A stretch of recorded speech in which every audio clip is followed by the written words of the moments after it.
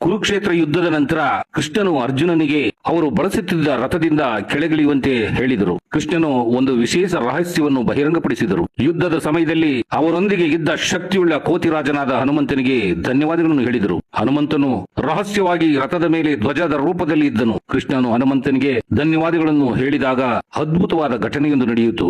ಹನುಮಂತನು ತನ್ನ ನಿಜವಾದ ರೂಪದಲ್ಲಿ ಶಕ್ತಿಯುಳ್ಳ ಕೋತಿರಾಜನಾಗಿ ಕಾಣಿಸಿಕೊಂಡನು. ಅವರು ಕೃಷ್ಣನಿಗೆ ವಿನಮ್ರವಾಗಿ ನಮಿಸಿದರು ಮತ್ತು ನಂತರ ಹಾರಿ ಹೋದರು. ಆದರೆ ಕಥೆಯಲ್ಲಿದೆ ಇನ್ನಷ್ಟು ಕುತೂಹಲ. ಹನುಮಂತನು ಹೋದ ತಕ್ಷಣ ಅನಿರೀಕ್ಷಿತ ಘಟನೆಯೊಂದು ನಡೆಯಿತು. ರಥವು ಭಸ್ಮವಾಗಿ ಹೋಯಿತು. ಅರ್ಜುನನು ಆಘಾತಗೊಂಡನು ಮತ್ತು ಗೊಂದಲಗೊಂಡನು. ಏನಾದರೂ ನಡೆಯುತ್ತಿದೆ ಎಂಬುದನ್ನು ಅವನು ಅರ್ಥ ಮಾಡಿಕೊಳ್ಳಲು ಸಾಧ್ಯವಾಗಲಿಲ್ಲ.